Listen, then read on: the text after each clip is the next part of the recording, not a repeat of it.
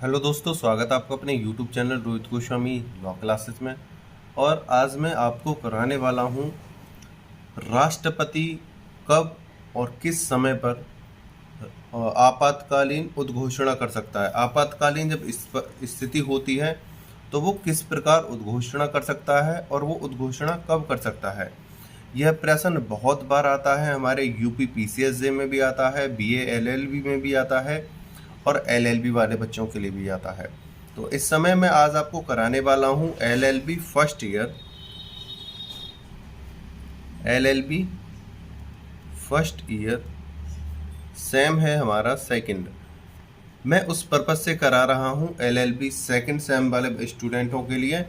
और आज मैं जो करा रहा हूँ ये क्वेश्चन वेरी वेरी इंपॉर्टेंट क्वेश्चनों में से एक है। और एक्ट है हमारा कॉन्स्टिट्यूशनल, जिसे हम कॉन्स्टी बोलते हैं, जिसे हम हिंदी में भारत का संविधान बोलते हैं।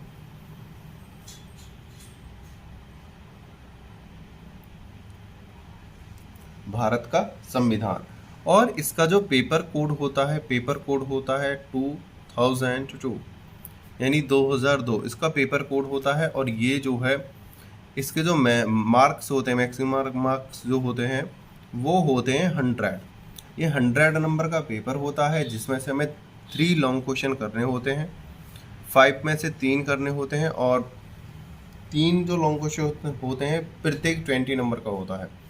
और हमें इसको करने के लिए जो मिनिमम और मिनट जो मिली होती है मिनिमम, वो 20 या 25 मिनट मिलती हैं, क्योंकि हमारा 3 आवर्स का पेपर होता है, उसमें हमें कुछ और भी करना होता है। तो इसलिए हमें 20 या 25 मिनट के अंदर हमें अपना पेपर सेट करना होता है। एक क्वेश्चन को, पेपर के एक लॉन्ग क्वेश्चन को 20 से 25 मिनट में सेट करना होता है। तो उसी के अकॉर्डिंग हमें उतना ही स्टडी करना होता है जितना कि हम उस पेपर में सेट कर पाएँ उतने ही टाइम में। ऐसा नहीं है हम एक लॉन्ग क्वेश्चन को करने बैठ गए और एक लॉन्ग क्वेश्चन में ही हमने 1 घंटा निकाल दिया। तो इस प्रकार हम 3 आवर्स में 3 ही लॉन्ग क्वेश्चन कर पाएंगे। तो इसीलिए हमें यह सेट करना होता है कि कितनी मिनट में कितना पेपर करना है। तो उसके अकॉर्डिंग 20 या 25 मिनट के अकॉर्डिंग ही मैं आपको इतनी ही थ्योरी या इतना ही समझाता हूँ कि आप ज़्यादा नहीं भटको। अगर ज़्यादा भटकोगे तो आपका पेपर ख़राब हो जाएगा। ज़्यादा पेपर करने से भी ख़राब होता है और कम पेपर करने से भी ख़राब होता है, ठीक है ना। सपोज करो एक ही लॉन्ग क्वेश्चन को आप कर रहे हो, 2 लॉन्ग क्वेश्चन करके आए हो, बस उससे थोड़ी पास हो जाओगे। तो हमें पूरे पेपर को सेट करना है। तो मैं आज जो आपको लॉन्ग क्वेश्चन करा रहा हूँ वेरी इंपॉर्टेंट है, ये वाला वेरी इंपॉर्टेंट लॉन्ग क्वेश्चन है। और ये मैं आपको करा रहा हूँ यूपी पीसीएसजे 2000 में आया था या 2000 में आया था, ये यूपी पीसीएसजे में आया था। देखो ये इतने सफिशिएंट क्वेश्चन हैं, ये आपको आगे तक आपकी प्रिपरेशन के लिए सफिशिएंट रहेंगे, बहुत आपको फ़ायदा देने वाले हैं।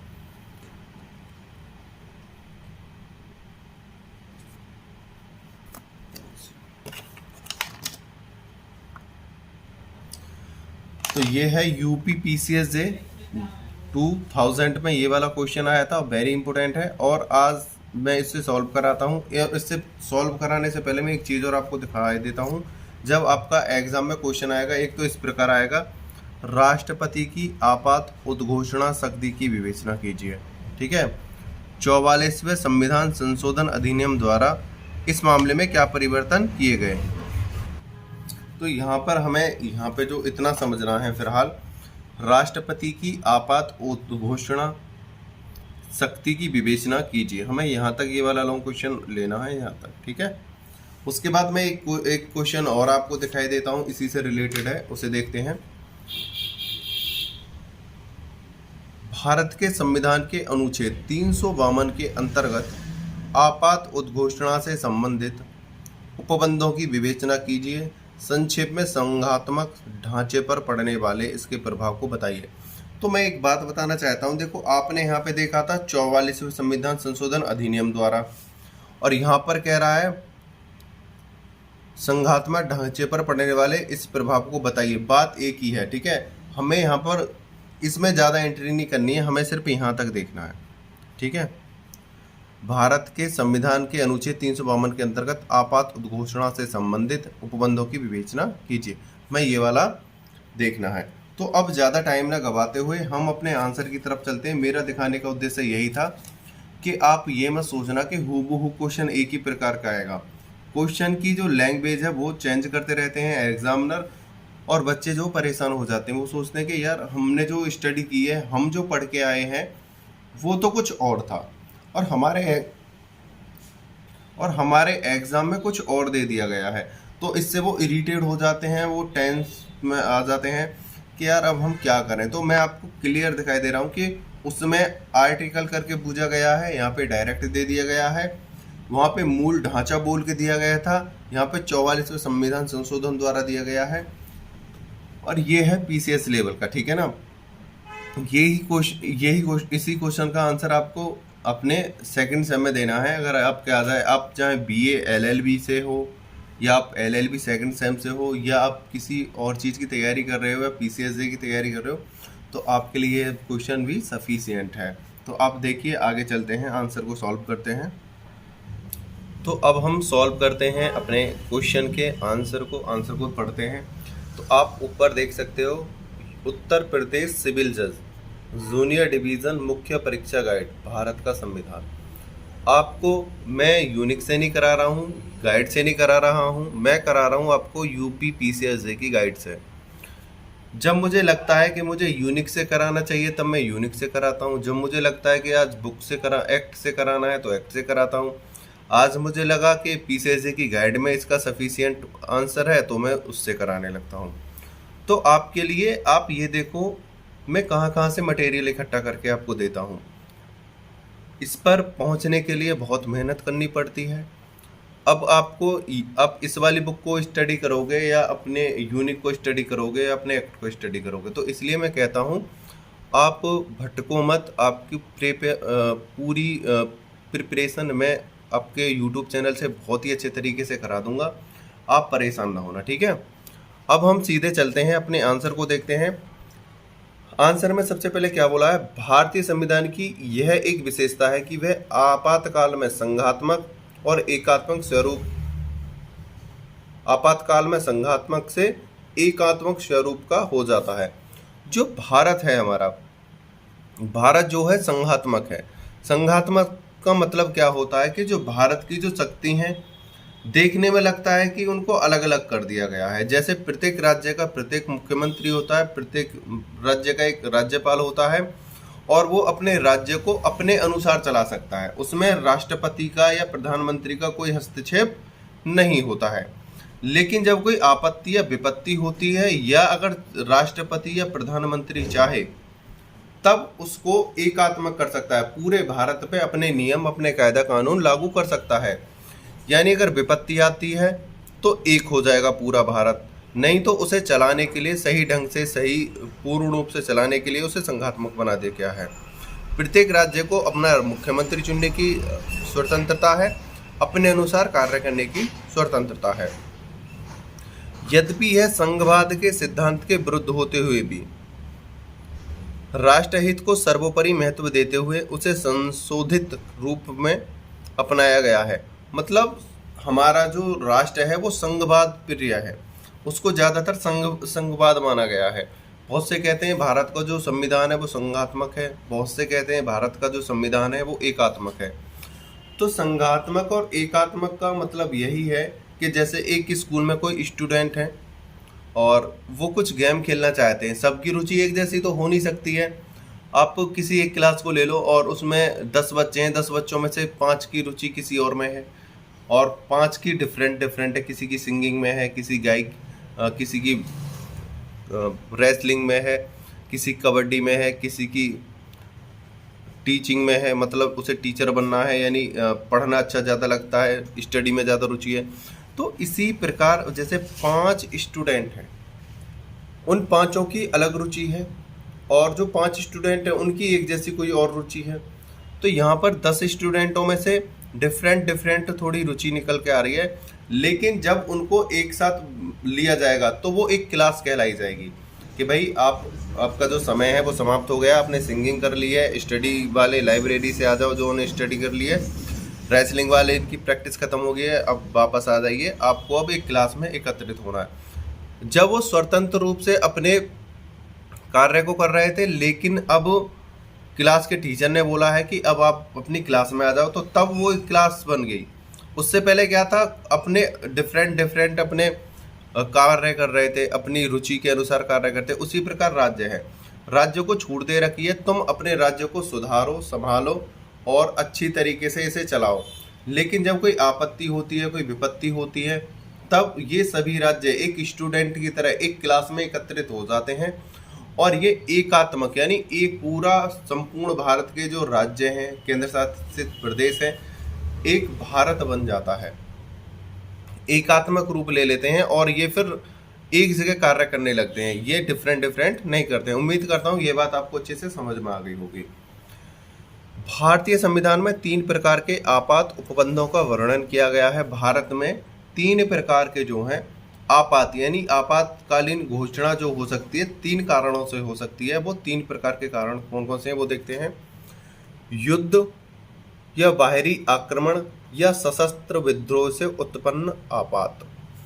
आर्टिकल 352 में ये कहा गया है कि अगर युद्ध होता है, एक तो उस समय यानी बाहरी आक्रमण यानी कोई बाहर से कोई आक्रमण करता है उस समय युद्ध करे, उस समय बाहरी आक्रमण करे उस समय, या एक तो हो सकता है युद्ध काल में, बाहरी आक्रमण में या सशस्त्र विद्रोह में, यानी कि कोई एक तो हमारे ऊपर युद्ध करे कोई देश, या कोई बाहरी आक्रमण करे या शस्त्र विद्रोह हो, तब आपातकाल लग सकता है। वो लगेगा 352 के द्वारा। एक तो इस स्थिति में लग सकता है। दूसरा है राज्यों में संवैधानिक तंत्र के विफल होने से उत्पन्न आपात। आर्टिकल 356 यह कहता है कि जब किसी राज्य में संवैधानिक तंत्र विफल हो जाता है, यानी किसी राज्य में मुख्यमंत्री की बात नहीं मानी जा रही है, जो संविधान है उसका भी उल्लंघन किया जा रहा है, पूर्ण रूप से जो संविधान की धज्जियां उड़ाई जा रही हैं और उसके विपरीत कार्य करा जा रहा है और मुख्यमंत्री से भी उस पर कोई देखरेख नहीं हो पा रही है, तब उस समय राष्ट्रपति आपात लगता है कि भाई राज्यपाल राष्ट्रपति को सूचना देता है कि यहाँ की स्थिति ज़्यादा बिगड़ गई है, मुख्यमंत्री कुछ नहीं कर पा रहे हैं, अब यहाँ पे आपात की स्थिति हो गई है, आप यहाँ पे राष्ट्रपति शासन लगा दिया जाए। आगे चलते हैं। वित्तीय आपात। वित्तीय आपात होता है यानी धन संबंधी समस्याएं। ये है आर्टिकल 360 में। इन 3 प्रकार के जो अगर आपात हमारे सामने उत्पन्न होते हैं तो राष्ट्रपति शासन लगता है। पहला है युद्ध, बाहरी आक्रमण, सशस्त्र विद्रोह। ये है आर्टिकल 352 में। इनको याद कर लेना अच्छे से। राज्यों में संवैधानिक तंत्र के विफल होने से उत्पन्न आपात 356, वित्तीय आपात 360। इन आधारों पर आपातकाल लगाया जाता है। आगे चलते हैं। अनुच्छेद 352 44वें संशोधन 1978 के पश्चात। 352 आर्टिकल 352 44 संविधान संशोधन 1978 के पश्चात, यानी अनुच्छेद 352 के अंतर्गत जब राष्ट्रपति को यह ज्ञान हो जाए, समाधान का मतलब है समाधान का मतलब ज्ञान हो जाए कि गंभीर आपात स्थिति पैदा हो गई है जिससे भारत या उसके किसी भाग की सुरक्षा को युद्ध, बाहरी आक्रमण या सशस्त्र विद्रोह के कारण खतरा उत्पन्न हो गया है, तो वह संपूर्ण भारत में या उसके ऐसे भाग के लिए आपात की घोषणा कर सकता है जो उद्घोषणा में उल्लिखित किया गया हो। ऐसी घोषणा को राष्ट्रपति उत्तरवर्ती उद्घोषणा द्वारा वापस ले सकता है या परिवर्तित कर सकता है। यहाँ पर एक बात कही गई है कि आर्टिकल 352 के अंतर्गत यदि राष्ट्रपति को यह ज्ञात हो जाता है, यह ज्ञान हो जाता है कि आपातकाल की स्थिति उत्पन्न होने वाली है जिसमें भारत के किसी क्षेत्र को या पूरे भारत को हानि या समस्या का सामना करना पड़ सकता है, उसकी सुरक्षा को खतरा होने वाला है, तो उस समय राष्ट्रपति संपूर्ण भारत में या जिस क्षेत्र में उस प्रकार की घटना होने वाली है वहां पर अपना जो है राष्ट्रपति शासन यानी आपातकाल की स्थिति लगा देता है, आपातकाल की घोषणा कर देता है कि यहाँ पर आपातकाल लगाया जाएगा। अब जब तक यह समाप्त नहीं होता तब तक हम इसमें आपातकाल की स्थिति बनी रहेगी। और यह उद्घोषणा राष्ट्रपति देता है और इसको घोषणा के द्वारा ही समाप्त किया जाता है। ठीक है, आगे चलते हैं। इस प्रकार अनुच्छेद 352 के अधीन आपातकाल की घोषणा को के 3 आधार हो सकते हैं। दोबारा देख लेते हैं। इस प्रकार अनुच्छेद 352 के अधीन आपात की घोषणा के 3 आधार हो सकते हैं। वो आधार कौन कौन से हैं आपने पहले भी देखा है, अब दोबारा से देख सकते हो। युद्ध हो सकता है, यानी बाहरी आक्रमण हो सकता है, सशस्त्र विद्रोह हो सकता है। ये 3 कारण होते हैं। आगे हम अपने क्वेश्चन पे स्टडी करते हैं। आपात उद्घोषणा के लिए यह आवश्यक नहीं है कि वास्तव में युद्ध, बाहरी आक्रमण या आंतरिक सशस्त्र विद्रोह ही हो। राष्ट्रपति के लिए यह पर्याप्त है कि उक्त तीनों प्रकारों में से किसी का भी खतरा उत्पन्न हो गया हो। खतरे का आभास ही आपातकाल उद्घोषणा के लिए पर्याप्त है। यहाँ पर एक बात कही गई है कि आपात उद्घोषणा के लिए यह आवश्यक नहीं है कि युद्ध, बाहरी आक्रमण या सशस्त्र विद्रोह हो गया है। यह जरूरी नहीं है। अगर आशंका हो रही है, यह देखा जा रहा है कि भाई हो सकता है, आने वाले समय में हो सकता है, या इसका खतरा बना हुआ है, कभी भी हो सकता है, हुआ नहीं है, यानी संभावना है कि कभी भी हो सकता है, तब राष्ट्रपति वहां पर पहले से ही आपात उद्घोषणा कर सकता है। उसे आभास होने पर कि भाई आने वाले समय में होने वाला है या हो सकता है, तब ही वो राष्ट्रपति आपातकाल उद्घोषणा कर देगा। अब वो जो उद्घोषणा हुई है उसके बाद अगर वो ऐसी समस्याएं उत्पन्न नहीं होती हैं, तब भी राष्ट्रपति शासन जो आपात उद्घोषणा है कुछ समय के लिए चलेगा, जब तक कि पूर्ण रूप से वो शांत नहीं हो जाता है। अब देखते हैं जो वेरी इंपॉर्टेंट बात है उसे ध्यान से देखते हैं। संविधान का 44वां संशोधन अधिनियम 1978 द्वारा अनुच्छेद 352 के खंड 3 को प्रतिस्थापित करके यह स्पष्ट उपबंध कर दिया गया है कि राष्ट्रपति आपात की उद्घोषणा तभी जारी करेगा जब उसे मंत्रिमंडल का विनिश्चय लिखित रूप से संसूचित किया जाएगा। अर्थात पूरे मंत्रिमंडल के परामर्श से, केवल प्रधानमंत्री के परामर्श पर नहीं, जैसा कि सन 1975 में हुआ था। यहाँ पर जो एक बात कही गई है कि 44वें संविधान संशोधन 1978 के द्वारा आर्टिकल 352 के द्वारा और खंड 3 में यह बताया गया है कि अगर आपातकालीन स्थिति उत्पन्न होती है, आपातकालीन उद्घोषणा होती है, तो राष्ट्रपति जो है मंत्रिमंडल की सलाह से ही कर सकता है, ना कि केवल राष्ट्रपति के द्वारा हो सकता है, ना केवल प्रधानमंत्री के द्वारा हो सकता है। अगर यह सब प्रक्रियाएं होंगी, उद्घोषणा होगी, तो मंत्रिमंडल की सहमति से, उनकी देखरेख में, उनकी पूछताछ में होगी। ये नहीं है कि राष्ट्रपति के मन में आया तो लगा दिया, प्रधानमंत्री के मन में आया तो लगा दिया, नहीं। ये पूरी जांच के आधार पर और उनके सामने रख कर ये बात जो है लागू की जाएगी। 44वें संशोधन के पश्चात प्रत्येक उद्घोषणा संसद के प्रत्येक सदन के समक्ष रखी जाएगी। यानी कि जो उद्घोषणा वो करने वाले हैं राष्ट्रपति, वो संसद के सदनों के समक्ष रखी जाएगी। 1 मास की यानी 1 महीने की समाप्ति से पहले संसद के दोनों सदनों के संकल्पों द्वारा अनुमोदित नहीं किया जा सकता, तो परिवर्तन में नहीं रहेगी। उद्घोषणा का अनुमोदन करने वाला संकल्प सदन के विशेष बहुमत से पारित किया जाना चाहिए, अर्थात कुल सदस्यों के बहुमत से, और उपस्थित तथा मत देने वाले सदस्यों के 2/3 बहुमत से पारित होना चाहिए। यहाँ पर जब हम आपातकालीन उद्घोषणा को लागू करने वाले हैं, संसद में जब वो प्रस्ताव जाता है तो वो 1 मास के लिए जाता है और वो परिवर्तन में रहता है। अगर वहाँ पर जितने भी मंत्रिमंडल के जो सदस्य हैं उनमें से 2/3 के द्वारा वो बहुमत मिलना चाहिए। अगर 2/3 के द्वारा बहुमत नहीं मिलता है तो उसको लागू नहीं किया जाता है। तो लागू करने के लिए 2/3 का बहुमत होना चाहिए।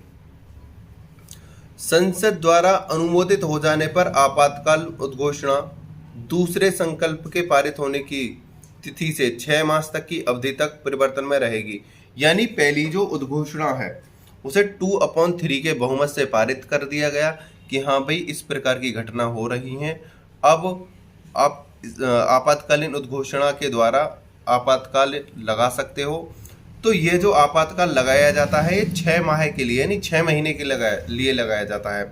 अगर 6 महीने से ज़्यादा हो जाते हैं तब पुनः यह मंत्रिमंडल के पास जाता है, फिर पुनः ये दोबारा से लागू किया जाता है। ये नहीं कि ये एक बार लग गया तो कंटिन्यू लगा ही रहेगा, नहीं, ये 6 महीने के लिए लगता है। 6 महीने की इसमें समय दिया जाता है। 6 महीने के बाद ये दोबारा लागू होता है। 6 महीने तक की अवधि तक परिवर्तन में रहेगी यदि इसके पहले प्रतिसंहत न कर दी गई हो, यानी इसे समाप्त न करा गया हो। तो 6 माह की अवधि से अधिक जारी रखने के लिए प्रत्येक 6 माह पर संसद का अनुमोदन आवश्यक होगा। यहाँ भी उद्घोषणा के अनुमोदन का संकल्प विशेष बहुमत से किया जाता है। यानी कि एक बार हमने आपात उद्घोषणा कर दी, उसको 6 महीने के लिए लगा दिया, लेकिन 6 महीने पूर्ण हो जाने पर उसको दोबारा से जो है संसद में मंत्रिमंडल के समक्ष संसद में ले जाया जाएगा और उसको 6 महीने के लिए दोबारा ही लागू कराया जाएगा। अगर वो पहले समाप्त हो गया है तो कोई बात नहीं, अगर समाप्त नहीं हुआ है तो उसे दोबारा से 6 महीने के लिए लगाया जाएगा और यह प्रक्रिया प्रत्येक 6 महीने पर चलती रहेगी अगर उसे लंबे समय तक चलाना है। ये नहीं कि एक बार लगा दिया है तो वो लगातार चलता रहेगा, वो प्रत्येक 6 महीने पर चेंज होती रहेगी। आगे देखते हैं। राष्ट्रपति को उस समय आपात उद्घोषणा को वापस करना पड़ेगा यदि लोकसभा साधारण बहुमत से इसे समाप्त करने का संकल्प पारित कर देती है। यानी कि लोकसभा ने ये कहा कि जो आपने आपात उद्घोषणा जो लगाई है उसे वापस लो, रिवॉक करो, इसको वापस लो, रिवॉक करो, क्योंकि अब जो है लोकसभा द्वारा बहुमत पास हो गया है और जो संकल्प पारित हुआ है उसके आधार पर आप इसे अब वापस ले लीजिए। ठीक है, तो यहाँ पर एक बार और देख लो, राष्ट्रपति को उस समय आपात उद्घोषणा वापस करना पड़ेगा। यानी किस समय वापस करना पड़ेगा? जब लोकसभा के बहुमत से इसे संकल्प पारित कर देती है कि भाई अब इसे आप वापस ले लीजिए, लोकसभा के पूर्ण बहुमत से इसे माना गया है। आगे चलते हैं। यदि लोकसभा की कुल सदस्य संख्या के 1/10 सदस्यों द्वारा लिखित नोटिस उद्घोषणा की समाप्ति के आशय का संकल्प, यानी कि जो लोकसभा में सदस्य हैं उसमें से 1/10 यानी 1/10 के बराबर अगर उसको समाप्त करने के लिए अगर पूर्ण बहुमत से अगर प्रस्ताव देते हैं तो वो किसको दिया जाएगा और किस प्रकार समाप्त होगा? तो वो क्या करते हैं, अगर लोकसभा के बहुमत से आ रहा है और वो 1/10 है तो पहले अगर लोकसभा का अध्यक्ष जो स्पीकर होता है, अगर लोकसभा का अध्यक्ष है को यदि सदन का सत्र चल रहा है यानी उसको दिया जाएगा। राष्ट्रपति को यदि सदन का सत्र नहीं चल रहा है, अगर सत्र चल रहा है तो लोकसभा स्पीकर को दिया जाएगा। अगर सत्र समाप्त हो गया है तो राष्ट्रपति को दिया जाएगा।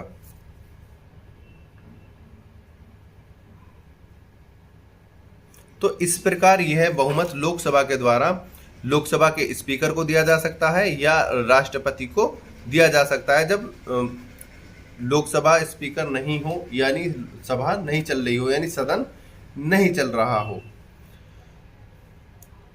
राष्ट्रपति को यदि सदन का सत्र नहीं चल रहा है देते हैं तो उस पर विचार करने के लिए राष्ट्रपति या स्पीकर को 14 दिन के भीतर सदन का विशेष सत्र बुलाना होगा, यानी बुलाना होता है या बुलाना होगा।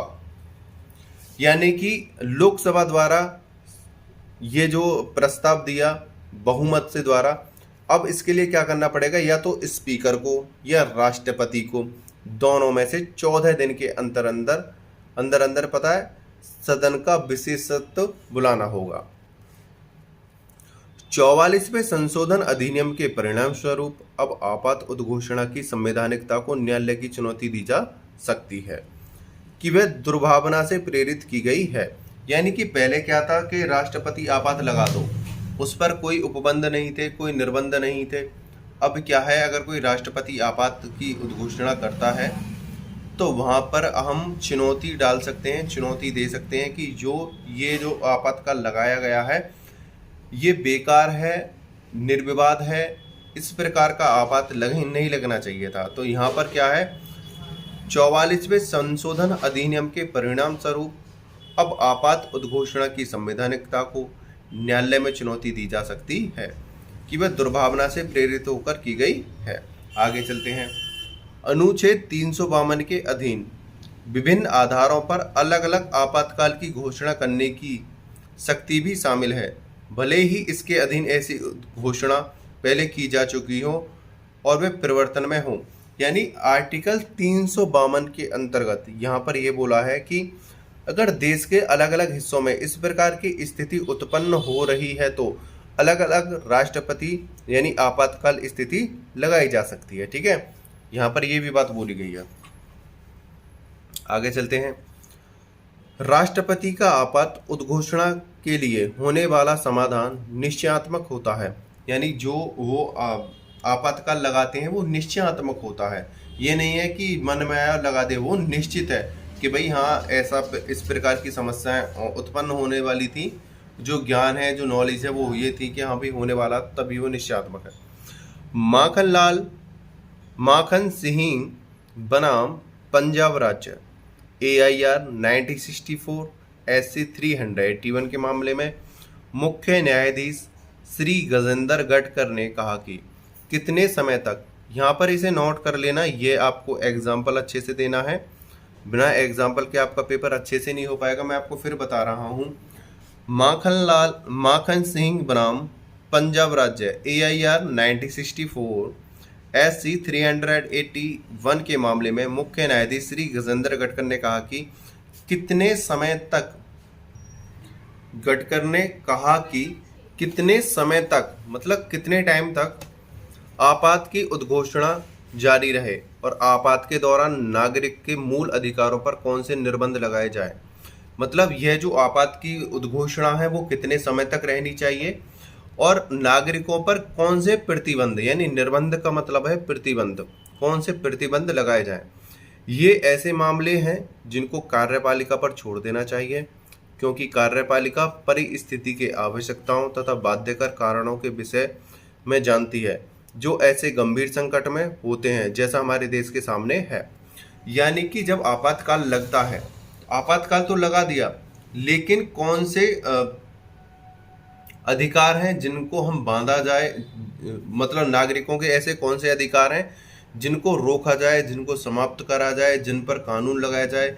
ये कार्य राष्ट्रपति का नहीं है, ये कार्य जो है कार्यपालिका का है, क्योंकि कार्यपालिका जानती है कि किस समय कौन सी स्थिति उत्पन्न हुई है और किस प्रकार से हमें उससे निपटना है।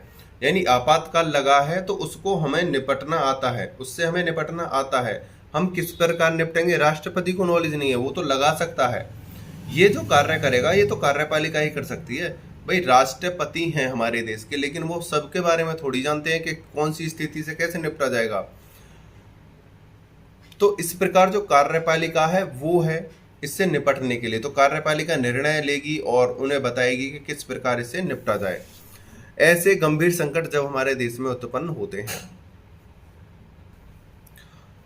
आर्टिकल 352 राष्ट्रपति को पर्याप्त व्यापक शक्ति प्रदान करता है। विश्व के किसी भी संघात्मक संविधान में ऐसे उपबंधों का समावेश नहीं किया गया है। यानी हमारा जो आर्टिकल है 352 वो राष्ट्रपति को इतनी शक्ति प्रदान करता है कि वो विश्व के किसी भी संघात्मक देश में, किसी भी देश में इतनी शक्ति प्रदान नहीं कर सकता है जितनी कि हमारे राष्ट्रपति को प्रदान की गई है आर्टिकल 352 के द्वारा। संविधान सभा में इस विषय पर चर्चा के समय कुछ सदस्यों ने यह शंका व्यक्त की कि क्या राष्ट्रपति द्वारा इस व्यापक शक्ति का दुरुपयोग किया जा सकता है। मतलब ये समस्या तो रहती है, ये भाई ये तो हमें ध्यान रखना चाहिए कि हमने राष्ट्रपति को निर्वाचित कर दिया, राष्ट्रपति को चुन लिया, लेकिन क्या पता कि भविष्य में जाकर राष्ट्रपति सही तरीके से देश में कानून लागू करेगा। शायद वो क्रूर राष्ट्रपति निकले या गलत कार्य करने लगे राष्ट्र में।